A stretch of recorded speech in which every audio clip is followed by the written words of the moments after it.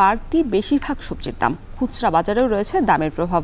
এদিকে সুনামগঞ্জের মাছের বাজারে সরবরাহ ভালো থাকায় কিছুটা কমেছে চাষের মাছের দাম। সিলেটের সোভানীঘাট থেকে যুক্ত হচ্ছেন সহকর্মী রাকিবুল রাফি এবং সুনামগঞ্জের ওয়েজখালী মাছের বাজার থেকে সরাসরি যুক্ত হচ্ছেন সহকর্মী লিপসন আহমেদ।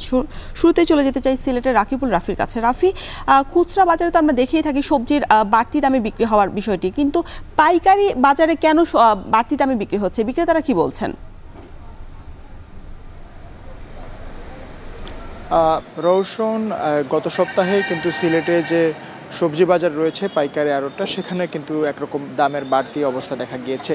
এই মুহূর্তে সপ্তাহ ব্যবধানে আসলে আজকে ছুটির দিনে ট্রাক থেকে শুরু করে পাইকারি আড়তদার এবং ভ্রাম্যমাণ বিক্রেতারা যারা রয়েছেন তারা কিন্তু মোটামুটি এই বাজারে এসেছেন। এবং আমরা আসার পরে অনেক ব্যবসায়ীদের সাথে কথা বলেছি, তারা বলছেন যে আসলে প্রতি কেজিতে 25 থেকে 30 টাকা বাড়তি দামে কিন্তু সবজি বিক্রি হচ্ছে।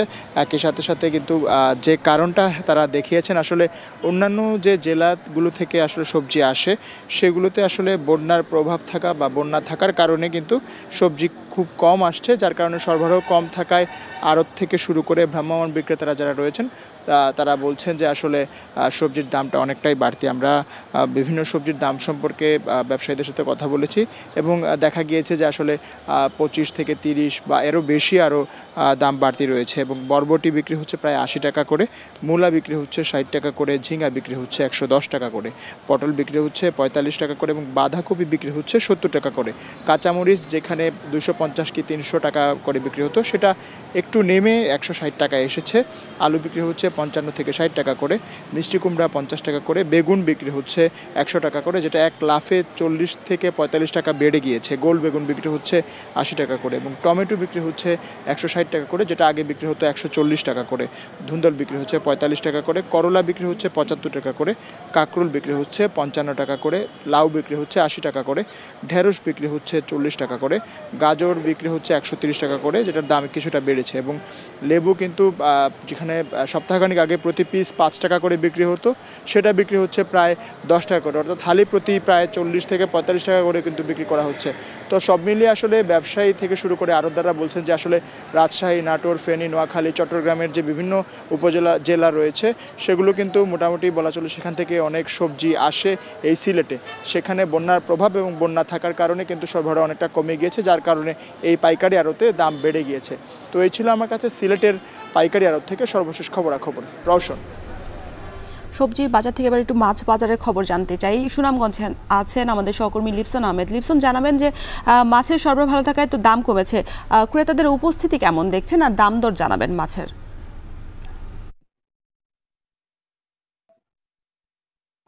শুরুতেই যদি বলি, আমরা গত 15 থেকে 20 দিন আগেও কিন্তু সুনামগঞ্জের যে মাছের বাজারগুলো রয়েছিল সেখানে কিন্তু আসলে চাষের মাছের দাম কিন্তু আসলে আকাশ ছোঁয়া ছিল। তবে আমরা দেখেছি গত 2 থেকে 3 দিন ধরে কিন্তু সুনামগঞ্জের এই মাছের বাজারগুলোতে মাছের সরবরাহ বেশি থাকায় কিন্তু মাছের দামটা কিছুটা কমেছে। বিশেষ করে যদি বলি, আমরা আজকে সকালে সুনামগঞ্জে বেশ কয়েকটি বাজার ঘুরে দেখেছি। সর্বশেষ কিন্তু আমরা ওয়াইজখালীর এই বাজারটি এসে ঘুরে দেখেছি। আমরা দেখেছি বিভিন্ন জেলা থেকে কিন্তু আসলে ট্রাক ভর্তি মাছ কিন্তু, অর্থাৎ বিভিন্ন ধরনের চাষের মাছ কিন্তু বাজারে আসছে, যার ফলে কিন্তু আসলে দামটা কিছুটা কম। তবে যেহেতু আজকে ছুটির দিন, সেই ক্ষেত্রে কিন্তু আমরা দেখেছি ক্রেতারাও কিন্তু আসলে সকাল সকাল বাজারে এসে কিন্তু তাদের যে প্রয়োজনীয় যে চাহিদা অনুযায়ী যে মাছ সেটা কিন্তু আসলে কিনে নিয়ে যাচ্ছেন। সেই সাথে আমরা যদি আজকের দাম সম্পর্কে বলি, যে আমরা দেখেছি কিন্তু তেলাপিয়ার প্রতি কেজি কিন্তু 175 থেকে 180 টাকা কেজি ধরে বিক্রি করা হচ্ছে। সেই সাথে পাঙ্গাসের কথা যদি বলি, সেটা কিন্তু 190 থেকে 195 টাকা কেজি ধরে বিক্রি করা হচ্ছে। সেই সাথে অন্যান্য যে মাছগুলো রয়েছে, অর্থাৎ আমরা যদি